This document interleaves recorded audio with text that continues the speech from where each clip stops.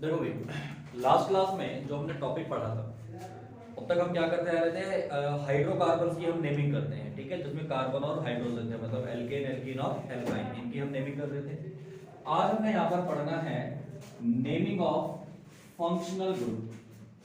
ये हमारा एक टॉपिक समझ लेंगे पहले ध्यान से, नेमिंग ऑफ फंक्शनल ग्रुप। तो उससे पहले आपको यह पता होना चाहिए कि फंक्शनल ग्रुप क्या होता है, ठीक है। तो देखो यहाँ पर मैं ध्यान से बता देता हूँ आपको क्या चीज इधर दिख रहा है क्या, यहाँ बताइए। हाँ ठीक। देखो भाई,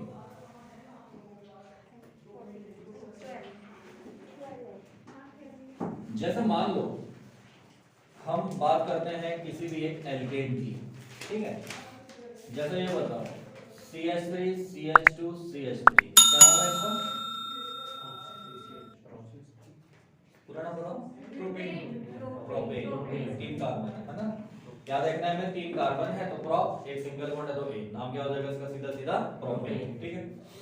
अब पता है क्या होता है, कार्बन के कंपाउंड्स में ऐसा भी होता है कि जरूर नहीं है कि कार्बन और हाइड्रोजन ही लगे हुए हो, इनके अलावा और दूसरे क्या है, ग्रुप्स भी लग जाते हैं। जैसे ये एक 3 हाइड्रोजन है ना, ये वाले कितने हाइड्रोजन है? 3। बाकी भी ऐसे होंगे, एक ऊपर होगा एक नीचे, ऐसे इधर होंगे। तो कोई भी एक हाइड्रोजन हटकर इसकी जगह कोई और ग्रुप लग जाता है। जैसे मान लो इसकी जगह क्या लग गया? क्लोरीन लग गया। क्या लग गया? क्लोरीन। तब इसको आप क्या लिखोगे बताओ? पहले CH3 लिख रहे थे, अब एक क्लोरीन लग गया इसकी जगह, तो आप इसको कैसे लिख सकते हो? हाइड्रोजन कितने हैं? 2 है ना, तो आप इसको क्या लिखोगे? CH2Cl। मेरी बात समझ में आई? तो ये जो क्लोरीन जब लग जाएगा ना, तो ये लगने से इसका नाम चेंज हो जाएगा और इसकी प्रॉपर्टीज भी क्या हो जाएंगी? चेंज हो जाएंगी। पहले तो ये सीधा सीधा क्या था? प्रोपेन था, अब लेकिन नाम चेंज हो जाएगा। बताऊंगा अभी, वही नाम हमने सीखने हैं क्या होते हैं। अब ऐसे ही इसमें भी लग सकता है, मान लो इथेन का ये होता है, एक हाइड्रोजन अगर हटेगा, याद रखना एक हाइड्रोजन कम करना है तो उसकी जगह कोई और ग्रुप लग जाएगा। ऐसे ही इसमें भी लग सकता है, मीथेन में भी CH3Cl, मतलब मीथेन का फॉर्मूला तो CH4 होता है ना, एक कार्बन वाला, तो एक हाइड्रोजन हटा दिया तो क्या बन गया? CH3Cl। मेरी बात समझ में? अच्छा, क्या जरूरी है कि हर बार Cl लगेगा? नहीं, Cl की जगह यहां पर OH भी लग सकता है, Br भी लग सकता है, COOH भी लग सकता है। तो ये सारे अलग अलग क्या होते हैं? फंक्शनल ग्रुप होते हैं। क्या होते हैं ये? अलग अलग फंक्शनल ग्रुप। फंक्शनल ग्रुप लगने पर इनकी प्रॉपर्टीज भी चेंज हो जाती है और इनका नाम भी चेंज हो जाता है। तो फंक्शनल ग्रुप एक्चुअली में अगर कोई पूछे होता क्या है, तो functional group are the atoms और group of atoms which change the properties of hydrocarbon। ठीक है, ये लगते हैं तो क्या हो जाएगा? दे substitute the hydrogen atom in carbon chain। तो ये करते क्या है? कार्बन चेन में हाइड्रोजन को क्या कर देते हैं? सब्स्टिट्यूट कर देते हैं। भाई देखो यहाँ पर हो क्या रहा है, सीधी सी बात है। मान लो अगर ये था इथेन था, तो इसमें क्या हो रहा है? एक Br ऐड हो जाएगा और क्या हट जाएगा? एक हाइड्रोजन हट जाएगा। तभी तो क्या लिखा आपने इसको? CH3CH2Br। Br की जगह OH लिख देंगे तब भी ऐसा का ऐसा ही रहेगा। तो फंक्शनल ग्रुप समझ में आ गया क्या होता है? ठीक। अब ये जो फंक्शनल ग्रुप लग गए हैं, चलो इसी के बाद में बताऊंगा आपको होमोलॉगस सीरीज, वो इसके बाद आएगी। एक बार जरा नोट कर ले, फिर इसकी नेमिंग बताता हूँ। तो इसके बाद हम एक टेबल बनाएंगे, यहां हम लिखेंगे क्या? Functional group. यहां लिखेंगे इसका सिंबल या फॉर्मूला, और यहां हम लिखेंगे उसका सफिक्स या प्रीफिक्स। सब समझाऊंगा मैं। देखो भाई, अलग अलग फंक्शनल ग्रुप होते हैं। जैसे मान लो अगर आपका फंक्शनल ग्रुप है फ्लोरीन, तो फ्लोरीन को हम लिखेंगे F। ये जो मैंने बनाया है ये माइनस नहीं है, ये बॉन्ड है भाई, जुड़ा होगा ना उसके साथ, तो वो हम यहाँ पर शो करते हैं। तो जब भी ये आएगा तो इसको आपने बोलना है फ्लोरो। क्या बोलना है इसको? फ्लोरो। इसी तरह से अगर आ जाएगा क्लोरीन, तो उसके लिए हम बोल देंगे क्या? क्लोरो। ऐसे ही अगर आ जाएगा ब्रोमीन, तो उसके लिए क्या आ जाएगा यहाँ पर? ब्रोमो। आसान है ना बड़ा? इसी तरह से अगर आ जाएगा क्या? आयोडीन, तो उसके लिए क्या हो जाएगा? ये आयोडो। ये चारों जो हैं इनको हम बोलते हैं हेलोजन्स। 5th चैप्टर में आप पढ़ेंगे, 17 ग्रुप में आते हैं ये पीरियोडिक टेबल में। जो पीरियोडिक टेबल पूरी सिखाऊंगा मैं आपको अच्छे से, तो इनको हेलोजन्स हम कहते हैं। ठीक है, एक्स से भी डिनोट कर देते हैं इनको, कि एक्स मतलब इन सबके लिए, अगर एक्स लिखा हो तो मतलब इनमें से कोई भी हो सकता है। और इनका जो नाम है उनको हम यूज करेंगे एज ए प्रीफिक्स। प्रीफिक्स का मतलब क्या होता है कि इनके नाम को आपको पहले यूज करना है। कैसे यूज करना है? पहले। किसके पहले भी बताता हूं। और देखते हैं फंक्शनल ग्रुप। मान लो एक आ जाएगा आपके पास एल्कोहल। एल्कोहल के लिए आप लगाएंगे OH। क्या लगाएंगे? OH। ठीक है, और इसका जब नाम लिखेंगे तो उसको बोलेंगे हम ओल। क्या बोलेंगे उसको? ओल, OL। ठीक है, अगर एक आ जाता है हमारा मान लो एल्डिहाइड। एल्डिहाइड का फॉर्मूला होता है CHO। देखो ये कई जगहों पर ऐसे भी लिखा जाएगा, या इसको हम ऐसे भी लिख देते हैं। ये कार्बन के 4 बॉन्ड होते हैं, 1 2 3 और 4। याद रखना, कार्बन का ऑक्सीजन के साथ हमेशा डबल बॉन्ड बनता है। कार्बन का ऑक्सीजन के साथ हमेशा कैसा बॉन्ड बनता है? Double bond. ठीक है, ये बन गया। तो जब भी एल्डिहाइड लिखा जाएगा तो उसके लिए लिखा जाएगा अल। एल का मतलब क्या हो जाएगा? अल। ठीक है, ऐसे याद रखना। ये इससे याद रख लो, एल्डिहाइड है तो अल बोल रहे हैं। नेक्स्ट एक आता है हमारा कीटोन। कीटोन का फॉर्मूला होता है ये C double bond O। Carbon के 2 बॉन्ड ये है, 2 बॉन्ड ये है, कहीं ना कहीं किसी से जुड़े हुए होंगे, या हम इसको ऐसे भी लिख देते हैं। और इसके लिए आपने लगाना है ऑन। ON यहाँ पर 1 नहीं होगा, इसको क्या पढ़ेंगे हम? ऑन पढ़ेंगे।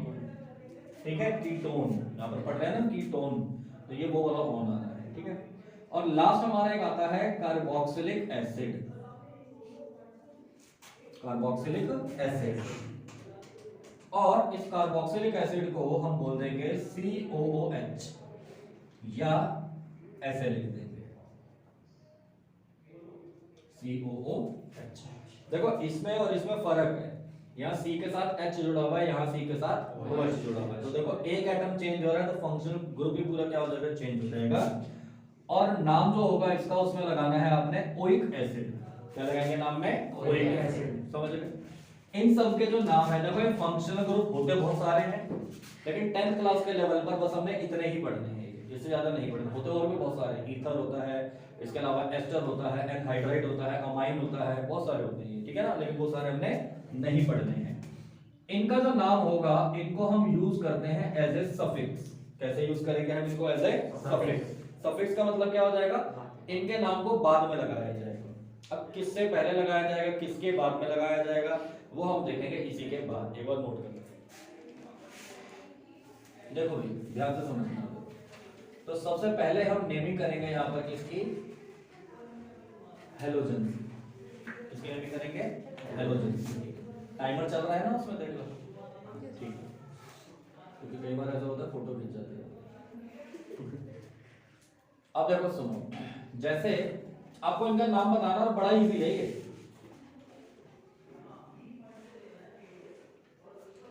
अब जैसे ये है, ये पहले चलो ये वाला लेते हैं। आपको पता है क्या ये दिख रहा है? 4 कार्बन है। 4 कार्बन है तो क्या हो जाएगा हमारा? ब्यूट हो जाएगा। और सारे सिंगल बॉन्ड हैं तो उसके लिए क्या हो जाएगा? एथेन। मेरी बात आप ध्यान से समझना। ब्यूटेन का वैसे तो आपने फॉर्मूला पढ़ा होता है C4H10। अब यहाँ ये गलती मत कर देना कि कार्बन काउंट कर लो 4 है और हाइड्रोजन क्या है तो 9 है।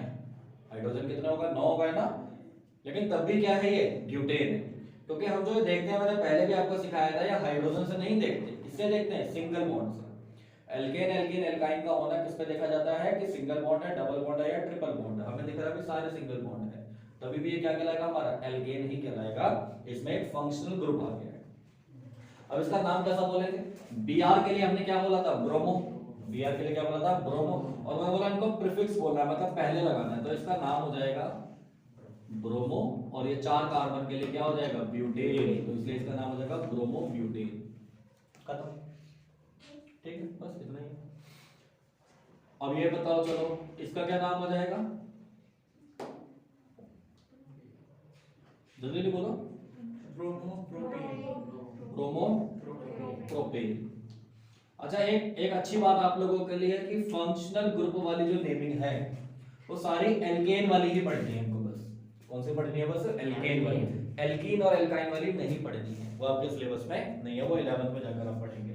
तो ऑब्वियस सी बात है, यानी सारे क्या होंगे? हमेशा एल्केन ही होंगे। तो ये क्या हो जाएगा? ब्रोमो प्रोपेन, है ना। चलो और देखते हैं।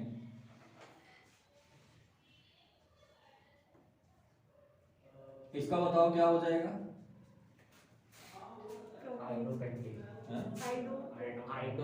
पूरा बोलेंगे नाम, आइडोपेंटेन, पूरा नाम बोलना है, ठीक है? आइडोपेंटेन। इसका बताओ चलो।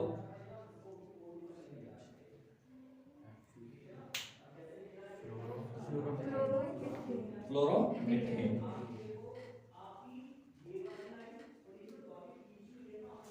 इसका बताओ।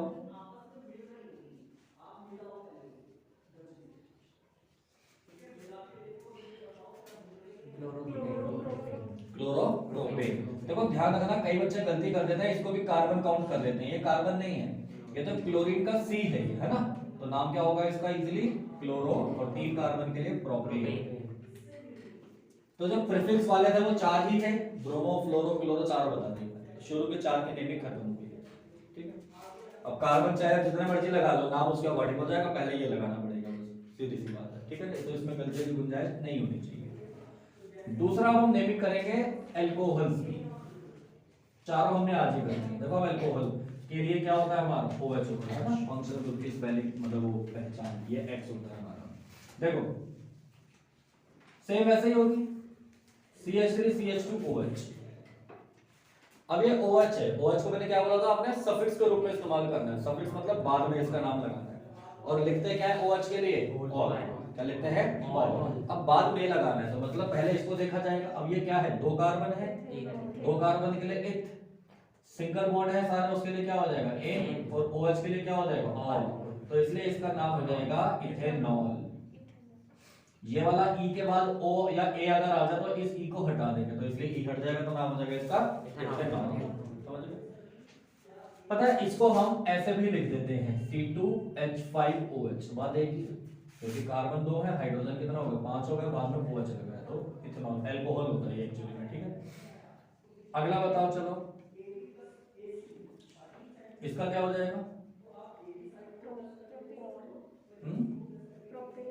प्रोपेनॉल। तीनों चीजें देखनी है, प्रोप, फिर सिंगल बॉन्ड के लिए एन, फिर उसके लिए ऑल। कई बच्चे इसको प्रोपोल कह देते हैं, प्रोपोल नहीं, प्रोपेनॉल। सारी चीजें बोली आप। इसका बताओ।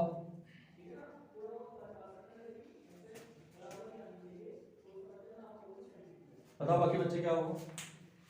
पेंटेनॉल। आसान है ना, कार्बन काउंट करना, लास्ट में देखना ग्रुप कौन सा लगा हुआ है,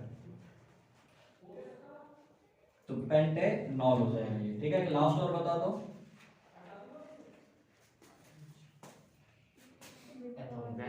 मेथेनॉल। कार्बन एक है ना, सबको समझ में आ रहा है? ठीक है, अल्कोहल की नेमिंग खत्म। तीसरा हम आ जाते हैं एल्डिहाइड पर। ये भी आपसे सारे पूछूंगा मैं, अभी नोट ना करें, सिर्फ समझे। जब नोट करेंगे उसके बाद मैं आपसे रैंडम पूछूंगा। अभी तो अलग अलग एक एक समझा रहा हूं मैं, फिर मिक्सअप करके हम पूछेंगे, तो इसलिए समझते जाएं। एल्डिहाइड के लिए देखो, आपको पता है क्या होता है फॉर्मूला इसका? CHO, है ना। तो देखो इसमें क्या होगा? CH3 CH2 CHO। बताओ इसका नाम क्या होगा? CHO के लिए क्या लगता है? अल। क्या नाम हो जाएगा इसका? इथेनॉल। या गलत हो जाएगा? अब सुनो, ये एल्डिहाइड है, एल्डिहाइड का फॉर्मूला क्या हो रहा है CHO। तो इसमें ये जो लग रहा है ना C, ये कार्बन है। जब भी आप नंबरिंग करेंगे इसको भी काउंट करना है, इससे पहले किसी में भी ऐसा नहीं आया था, लेकिन एल्डिहाइड का जो कार्बन है वो काउंट होगा।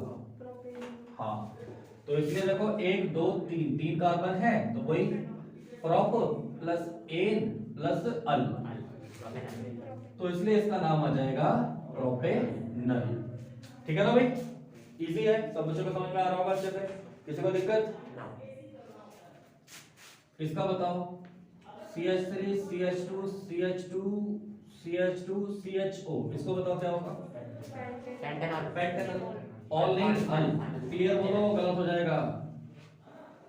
पेंटेनल, यहाँ अपने अगर एक ही जगह ओ कर दिया ना पूरा गलत हो जाएगा, ध्यान रखो। तो इसमें थोड़ा माइन्यूटली आपको ध्यान देना पड़ेगा। वहीं अगर ये लिखा हुआ मान लो CH3 CH2 CH2 C double bond OH, अब क्या हो जाएगा?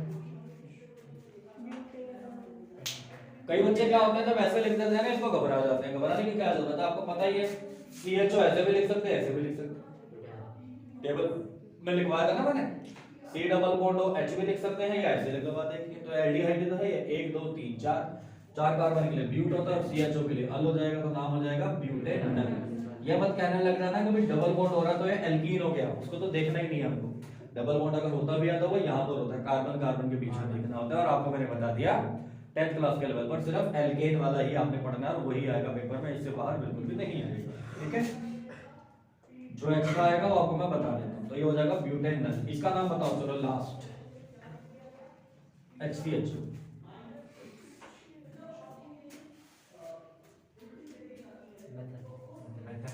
क्या हो जाएगा इसका? मेथेनल। बहुत बढ़िया, ठीक है, क्योंकि कार्बन एक ही है, वही एल्डिहाइड का कार्बन है और वही चेन में भी काउंट होगा, तो इसलिए इसको हम बोल देंगे मेथेनल। इसको कई बार ऐसे भी लिखा जाता है, तो कंफ्यूज नहीं होना, एक ही बात है ना, ये पूछा जाता है पेपर में। इसका एक कॉमन नेम भी होता है, जिसके कॉमन नेम मैं लिखवा दूं वो जरूर याद रख लेना, कई बार कॉमन नेम में भी क्वेश्चन पूछ लिया जाता है। ठीक है, तो इसको क्या बोलते हैं? फॉर्मल्डिहाइड कहते हैं।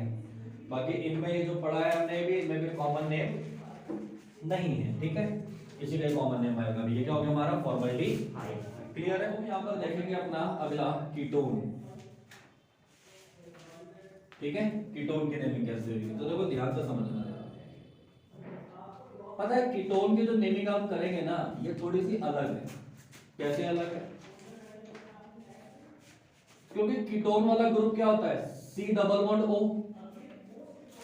अब अगर मैं इसे ऐसे यहां लगा दूं तो ये गलत है। क्यों गलत है बताओ?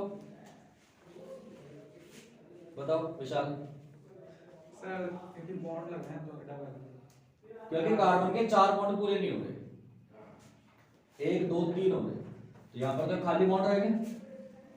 अगर इस खाली बॉन्ड की जगह आप सोचो H लगा दो, तो ये क्या बन गया? एल्डिहाइड बन गया। क्या बन गया? तब ये एल्डिहाइड बन गया। आप अगर OH लगा दोगे तो ये कार्बोक्सिलिक एसिड बन जाएगा। तो यानी कि जो कीटोन वाला ग्रुप है वो कभी भी टर्मिनल नहीं होगा, मतलब ना तो बाद में लगेगा ना पहले लगेगा, वो हमेशा कहां लगेगा? 2 कार्बन के बीच में। तो ये जो कीटोन है एक्चुअली में ये ऐसे होगा, यानी भी 2 कार्बन के बीच में लगेगा। अब इसका नाम हम कैसे बोलेंगे? देखो कितने कार्बन एटम है? 5।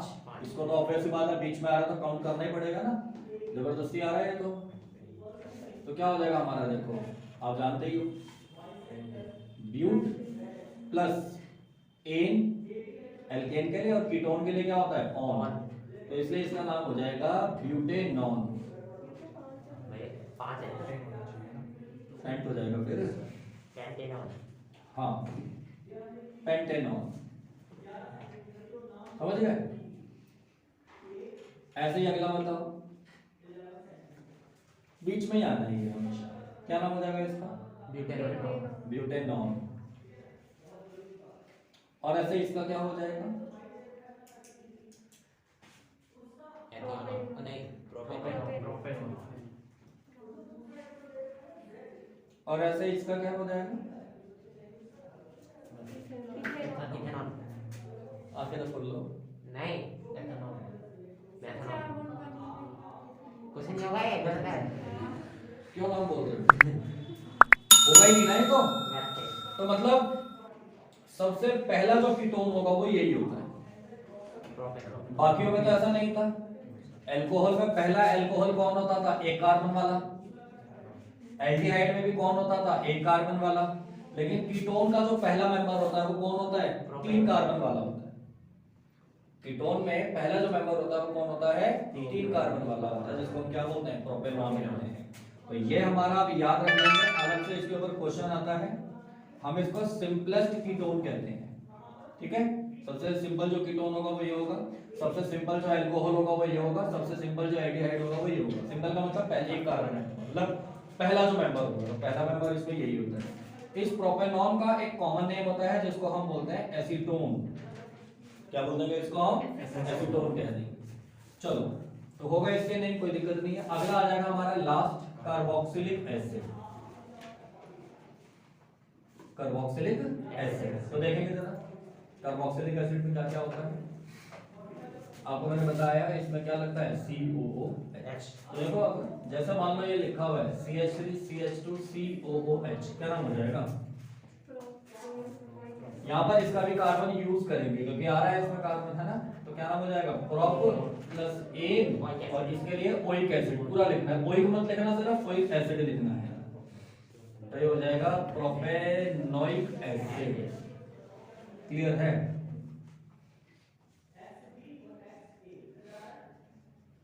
इसका क्या हो जाएगा?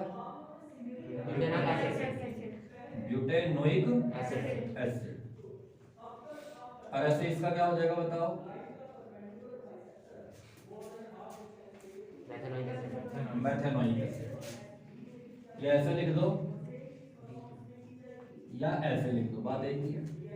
ऐसे इसको भी हम लिख सकते थे CH3 CH2 CH2 और COOH, एक ही बात है, ठीक है। घबराना मत जाना ये देख कर। कई बच्चे इसको OH देख लेते हैं सिर्फ और ऑल कह देते हैं, कई ये देख लेते हैं तो कीटोन वाला समझ लेते हैं। पूरा लगा हुआ है COOH है ये, कार्बोक्सिलिक एसिड। तो इसका नाम हो जाएगा मेथेनोइक एसिड। और इसका कॉमन नेम भी होता है जिसको हम फॉर्मिक एसिड कहते हैं। कहाँ होता है फॉर्मिक एसिड? होता है कहाँ पे मिलता है हमको ये? हाँ, एंड स्ट्रीम, चींटी के डंक।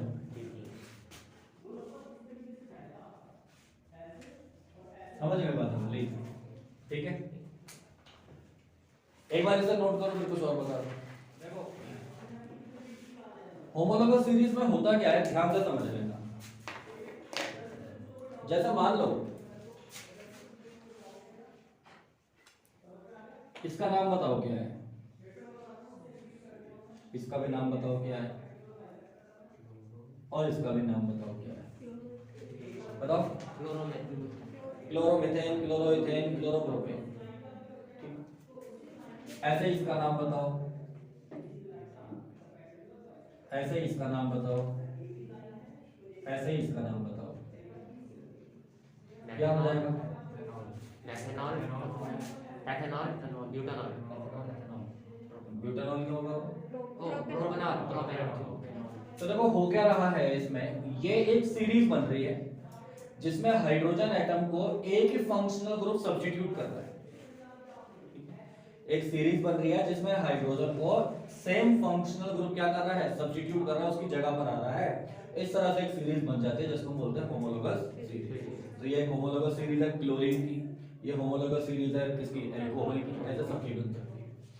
तो यानी कि होता क्या है ये? The series of carbon atoms in which same functional group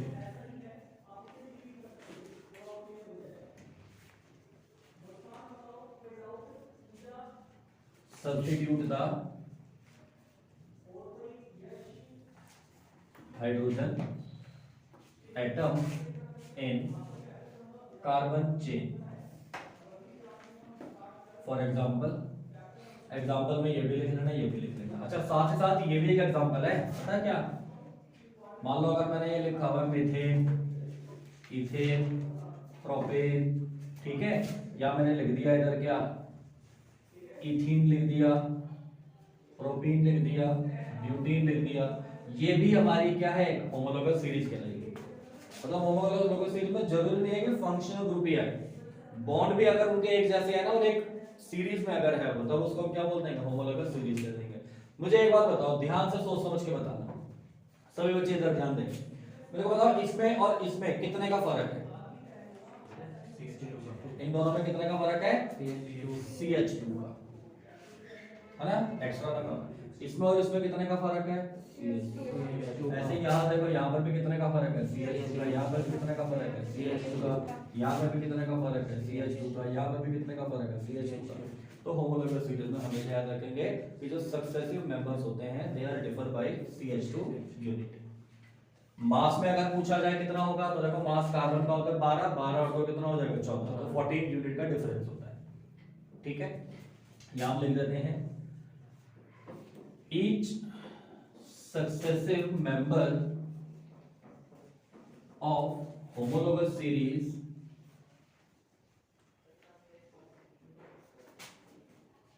is differ by CH2 unit और 14 यूनिट बाई मास। मास के बारे में अगर बात करेंगे तो हम क्या बोल देंगे, 14 यूनिट। तो यहां तक का हमारा खत्म हो गया है होमोलोगस मतलब फंक्शनल ग्रुप की जो नेमिंग है। आप एक बार अच्छे से सभी बच्चे सारे एग्जांपल्स इसके देख लेंगे, प्रैक्टिस कर लेंगे। नेक्स्ट क्लास में थोड़ा सा हम इसके एग्जांपल्स को एक बार देखेंगे और कंटिन्यू करेंगे नया टॉपिक। नेक्स्ट क्लास का हमारा टॉपिक क्या होगा बताओ, आइसोमेरिज्म। ठीक है, जो बड़ा खतरनाक टॉपिक माना जाता है।